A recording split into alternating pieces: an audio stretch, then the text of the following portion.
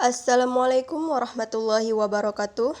Baik, perkenalkan kami dari kelompok 7. Saya Nur Anissa dan rekan saya Eva Auliana akan mempresentasikan hasil kerja makalah kami, yaitu materi yang berjudul Peran Arbitrase Syariah atau Basyar.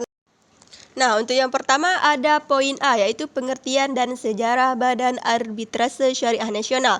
Arbitrase berasal dari bahasa Latin atau arbitrare, atau dalam bahasa Belanda arbitrage, yang artinya suatu kekuasaan untuk menyelesaikan suatu perkara menurut keputusan atau kebijaksanaannya, bahwa penyelesaian sengketa yang dilakukan oleh seseorang yang diputus oleh arbiter dan di mana putusan tersebut harus ditaati. Arbitrase secara istilah disebut dengan tahkim, yang mana asal katanya berasal dari kata hakama, yang artinya menunjuk seseorang sebagai penegah atau suatu perkara atau sengketa yang akan mengadili perkara tersebut. Lembaga ini dikenal sejak lama, yaitu sejak pra-Islam. Meskipun pada saat itu belum ada lembaga yang dibuat khusus untuk mengadili suatu perkara yang berkaitan dengan hak milik, waris, dan hak-hak lainnya, dan dilakukanlah penyelesaian sengketa tersebut melalui bantuan juru damai yang ditunjuk dan dipercayai oleh masing-masing pihak yang berselisih. Poin selanjutnya yaitu B. Dasar hukum arbitrase syariah di Indonesia. Terbentuknya lembaga arbitrase syariah di Indonesia tidak terlepas dari landasan hukum yang kuat, baik itu dari hukum Islamnya sendiri dan dari tinjauan hukum positif.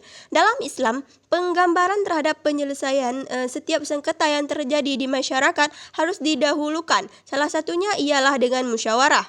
Pentingnya musyawarah dianggap sebagai salah satu cara untuk mencapai keadilan, kebenaran, dan kebaikan. Musyawarah ini dinilai cara yang paling dasar untuk menentukan suatu keputusan yang diambil bersama. Adapun dasar hukum yang didasari kebolehan arbitrase ini terdapat dalam Al-Quran dan Sunnah dan ijma'. Nah, selanjutnya poin C, yaitu kompetensi Basyarnas. Basyarnas merupakan lembaga permanen yang didirikan oleh Majelis Ulama Indonesia yang tugas atau berfungsi untuk menyelesaikan kemungkinan terjadinya sengketa muamalat yang timbul dalam hubungan bisnis. Selain itu, lembaga ini juga memiliki suatu rekomendasi atau pendapat hukum, yaitu pendapat yang mengikat tanpa adanya suatu persoalan tertentu yang bertautan dengan pelaksanaan suatu perjanjian. Apabila lembaga arbitrase dirasa tidak dapat menyelesaikan suatu perkara, maka lembaga peradilan adalah jalan terakhir yang dapat ditempuh dalam menyelesaikan perselisihan untuk memutus suatu perkara. Hakim harus memperhatikan rujukan yang berasal dari arbiter yang sebelumnya telah menangani kasus tersebut sebagai bahan pertimbangan untuk menghindari lamanya proses penyelesaian. Nah, poin selanjutnya yaitu D. Peran Basyarnas di Indonesia. Peran Basyarnas bukan saja menyelesaikan perselisihan dalam bidang muamalat atau perdata yang timbul dalam bidang bisnis, keuangan, industri, jasa yang berdasarkan prinsip syariah, melainkan juga memberikan pendapat hukum yang mengikat atas permintaan para pihak tanpa ada sengketa dalam sebuah perjanjian atau akad.